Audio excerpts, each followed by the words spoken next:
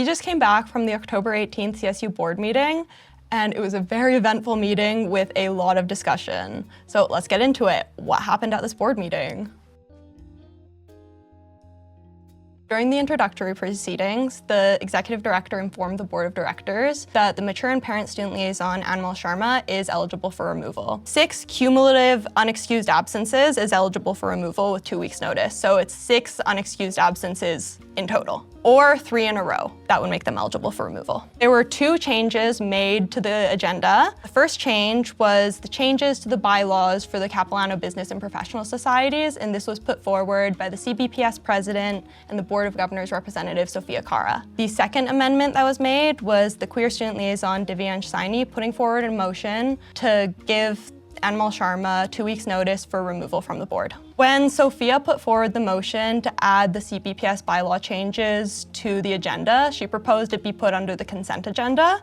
So the consent agenda is a list of items that can all be approved at once without discussion, but any board member can request any of those items be moved to discussion items instead. And the board member, Arpan, requested that the CBPS bylaw changes be moved to discussion items. The next item that had a lot of discussion, probably about half an hour of discussion about this or more, was about executive engagement hours. So the changes that were proposed were changing executive office hours to executive tabling hours. So instead of executives having dedicated office hours in the CSU office or meeting with students online, they would be required to table for 2 hours a week at conspicuous locations around campus. These changes were part of the annual plan that was decided on by the board and by the executive team at the beginning of their term. The changes to include tabling hours instead of office hours. But then when voting on this, a lot of board members, including executives, voted against this, and the executive director informed the board that this is a contradiction, and this puts staff in a really weird position because they've been given contradicting directions. If in the annual operating plan it says that CSU executives have tabling hours to engage with students, and then they voted against it in the board meeting, that puts staff in a really weird position where they can't actually do anything. The executive director clarified that he doesn't care, staff doesn't care what direction it goes. However, it is a contradiction and impossible for staff to do their work if they get conflicting directions. So executives were part of creating the annual operating plan, and they approved this when they started their term. However, some executives voted against this even though they approved it in the past to be part of the plan. After some discussion about it and seeing how the votes went, the VP Finance, Suk Sol, raised some concerns and wanted to know why people were voting against this and moved that the conversation be moved to a confidential session. This confidential session lasted over 20 minutes before it moved back into a public session. And when it moved back into a public session, the chair had changed. The board of directors meetings usually has an external chair come in to facilitate the meetings. However, today,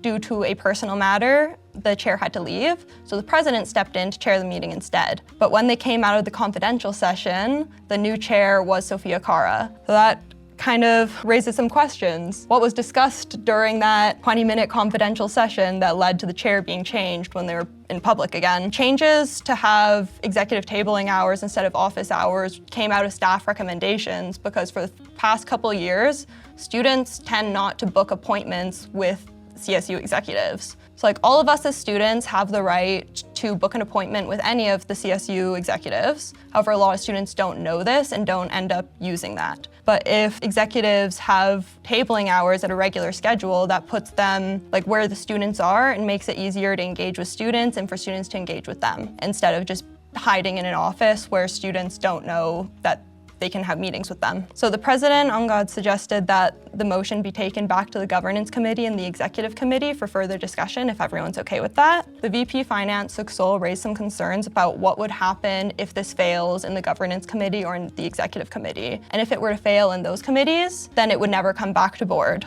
On the vote to reopen the discussion about this, so it wasn't voting to pass this or fail this, it was just to keep talking about it. The vote was 9 in favor and 6 against. So this motion carried, but there were 6 people who just didn't want to talk about this anymore and wanted this to fail. So after voting to approve reopening the discussion, the next step is to vote on it after having the discussion. The VP Finance, Suk Sol, clarified to all board members that this only impacts executives. So the vice presidents and the president would be required to have those tabling hours, but no other board members would be impacted by this. She also said that it's good to have one-on-one conversations with students because students tend not to book appointments with the executives. A point brought up by the arts and science representative, Sanchit, he said that if executives aren't able to serve 2 hours of their time out of the whole week, then I'm sorry to say, but you're execs, we expect that from you. These 2 hours mean a lot to me as a student, so he is in favor of the executive tabling hours. The Senate Representative Priya McMurtry suggested that this conversation be sent back to the Governance Committee and the Executive Committee for further discussion before coming back to board, because a lot of the board meeting's time today was spent discussing this. VP Finance Suksol raised her concerns again about what would happen if this motion fails in the Governance Committee or the Executive Committee. The Executive Director clarified that the board has the power to give specific direction to the Governance Committee that they have to send something back to the board. So that is the motion that was passed, and there was 9 in favor of this and 3 against this. The discussion about executive tabling hours will go back to the Governance Committee to be discussed further before coming back to the board at a future meeting. So the next item that was discussed and voted on was the arbitration panel and the elections procedures. So in the past, during CSU elections, if a candidate is disqualified, and they wanted to appeal that disqualification, they would have to appeal directly to the elections administrator, who is the one who made that decision. So in order to prevent the elections administrator from having the majority during the appeals, the arbitration panel was created. So it is the elections administrator and 2 other people to decide the outcome of appeals. So nothing being proposed here would be an actual change in practice. It is just changing the wording to match up with what is already being done. This decision passed unanimously with no one voting against it. So the motion carried and the election procedures are updated. The next item is regulating anonymous election complaints. This recommendation came out of the elections administrator's final report during the 2024 election. His original recommendation was to ban anonymous complaints altogether, and there was over 70 complaints during the 2024 CSU elections. Part of the reason for this is some people were kind of like using complaints as a mechanism for campaigning, thinking that if they submit like 20 anonymous complaints against a candidate, that would get them disqualified. There was a lot of complaints coming from other candidates about other candidates. And according to the executive director during the discussion, there was only 1 or 2 complaints that were not anonymous. Definitely in the single digits, he said. So the original recommendation from the elections administrator was to ban it altogether. And part of the reason for that is with anonymous complaints, it is really, really difficult to actually investigate, because when you complain, you need to provide evidence, right? So that could be like a screenshot of a WhatsApp group or like maybe an audio recording. But in order for the elections administrator to actually investigate it, they would need to put that evidence forward, and that could reveal the identity of the complainant, and that could potentially put their safety and security at risk. So when this was discussed at the Governance Committee, there were concerns brought forward in the discussion about how it could be a risk to people's safety and security to outright ban anonymous complaining altogether. The wording was amended slightly to reflect this. So the changes that were made also give the elections administrator the ability to apply additional limitations to anonymous complaints. For example, if it became apparent that a candidate was using complaint bombing as a malicious campaign tactic. This did pass with 11 in favor, and there was 1 board member who voted against this. Next item, 8B, that was added to the agenda at the beginning of the meeting is the attendance for Anmol Sharma and giving them notice to remove them from the board. When speaking to it, the Queer Student Liaison, Divyansh, asked the executive director how many meetings Anmol Sharma has missed. And the information the executive director provided said that Anmol Sharma has missed the meetings on June 14th, June 28th, August 9th, August 23rd, September 20th, and today's board meeting. 2 board meetings ago, there were changes made to the attendance requirements. So the changes that were made were regarding camera on requirements and in-person requirements to be counted as attending. This was taken into consideration when calculating Anmol Sharma's unexcused absences. When it comes to removing a board member for non-attendance, any single director can put forward sending the notice to that director to give them 2 weeks notice of removal from the board. So in 2 weeks from now, at the next board meeting, this will be an item that comes up, and it will require a 2/3 vote to remove Anmol Sharma from the board of directors. The next item that was discussed was the changes to the CBPS bylaws. So we have some guests today, the president of the CBPS, to let us know what these changes were. We have the CBPS president and Board of Governors representative with us here, Sophia Kara. So could you tell us what the amendments being brought forward for the CBPS were? We had quite a few. The biggest one and kind of the most notable was the change in remuneration. That's the payment that the executive team and the association presidents get. Right now, the association presidents were getting $300 a semester, which ends up being around $35, $37 a meeting. And that's not including all of the events that they put on, all the partnerships they might get for their association. So we've increased that to $1,000. There's still work to do, but it was a really, really good start. And I think set a really nice precedent for future CSU boards to kind of recognize that. Yeah, we also had the amount of money that an executive can approve just without council's approval. Previously, any member of the exec, so president, VP, and treasurer, could approve up to $350 without any approval from the greater council. That being said, with inflation and the cost of living and supplies and pretty much everything going up, we wanted to increase this to $500 while also having a few additional checkpoints in place. Our CBPS treasurer, Yassine Shivji, did a really, really good job at making sure the writing for this was clear. $350 still stands, any executive can approve it, but now if we want to approve between $350 and 1 cent to $500, it needs 2 executives. Still give us that leeway while remaining within budget. Oh, awesome, thanks for sharing those changes with us. Yeah. Some of the changes that were being proposed were changes to compensation that CBPS executives and council members receive. They receive their compensation on a semesterly basis, and currently the executives are receiving $300 per semester. And the changes that are being proposed are to increase it. The compensation changes are changing the president per semester fees from $750 to $2,000, changing the VP and treasurer per semester fees from $550 to $1,775, and changing the association president per semester fees from $300 to $1,000. Something to keep in mind is that for the Capilano Business and Professional Societies, they do have faculty advisors and they have a part-time staff support, but a lot of what they do is self-led. The different Capilano Business and Professional Associations, such as the Marketing Association or Capilano Legal Association, they are primarily responsible for coming up with their monthly events, attending their meetings, doing communications without much staff support. Some of the concerns that were being raised by CSU board members were regarding when the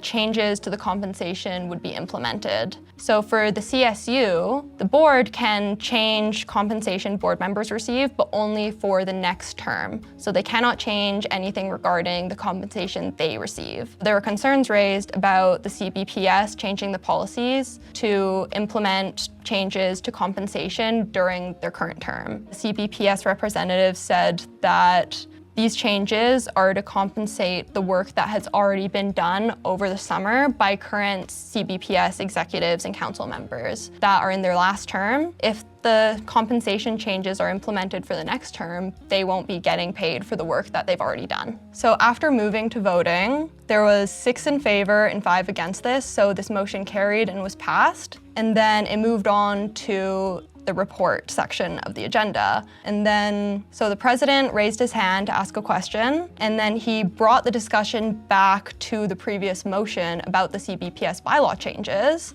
and said he was unsure about the vote count and asked if Yuvraj's vote was counted. However, this was after voting had already closed and the votes had already been counted. So if you do not vote during the voting period, you've abstained. You had your chance to vote, and then you didn't. So people who vote during the voting period, that's who's counted towards the vote. However, this led to VP External Arpan proposed to challenge the chair's decision about this vote. And Arpan argued that Yuvraj said he had unstable internet connection, and that is why he didn't participate in this vote. And this led to another vote to decide if the chair's decision would stand or not. So the argument that was being made in support of Yuvraj's vote was that he has connectivity issues, and he sent the vote while the question was being asked, but it was received afterward. But the decision was already made by the chair and counted the votes twice, and it passed with a vote of 6-5. However, after this, the VP External, Arpan, put forward a motion to appeal the chair's decision about this vote. So then that moved to another vote. This vote had to be recounted several times over because people were voting multiple times, speaking and writing in the chat, putting up their hand online and saying it in the chat. It eventually led to a head count vote where each individual board member was asked how they're going to vote in order to actually accurately count it. The number changed several times throughout the voting, and that's what led to the head count vote. So something of concern is that one of the board members, Sophia Kara, left the board meeting and came back in time for this vote. So there are concerns about the way this voting was done, about what's the reasoning these board members have for voting against the CBPS bylaw changes. And one of the board members left earlier in the meeting and came back for this vote. So it seemed like the board members who were against passing this were making a deliberate effort to make sure that this did not get passed by challenging the chair's decision after this vote had already passed. And there was concerns brought up earlier in the meeting about board members pressuring certain board members to vote a certain way. And when this concern was brought up, the executive director informed us that it is against the CSU bylaws to do that, and it's also probably against the Societies Act as well, to be influencing other board members' decisions in that way. So when voting on upholding the chair's decision or not, when they did the head count vote, there was 7 in favor and there were 7 against this. Because the vote was tied, the chair was able to vote, and the chair voted in favor of upholding the chair's decision. So the CBPS bylaws changes did pass. However, there is a lot of discussion about it, and it seems like there's a lot of deliberate attempts to stop this from going through. So for the roll call vote, those against adopting the changes to the CBPS bylaw changes were Angad, Arpan, Jaskarat, Sagar, Navjot, Jashan, and Yuvraj. Those in favor of it were Sukh, Jasmine, Divyansh, Sukhman, Mavis, Priya, and Prince. And the Arts and Science representative, Sanchi, abstained from this vote, and Surang Deep Singh was removed from the meeting because he did not respond when asked to vote, so he was marked as an unexcused absence. So during question period, there were concerns brought forward about the quality of some of these reports. In particular, the governance committee report.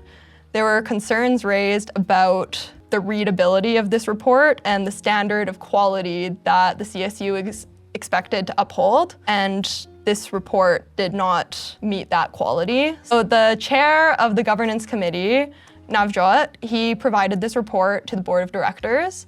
However, there were concerns about the quality of this report. It was sent back to him to revise and submit to the board of directors at the next meeting without any consequences for the late submission.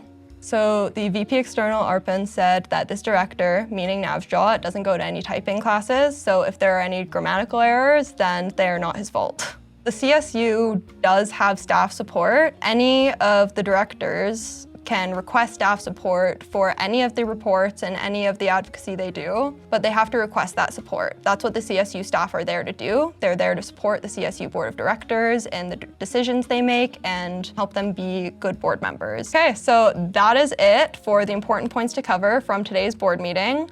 We will be back in 2 weeks from now to let you know what happens at the next CSU board meeting.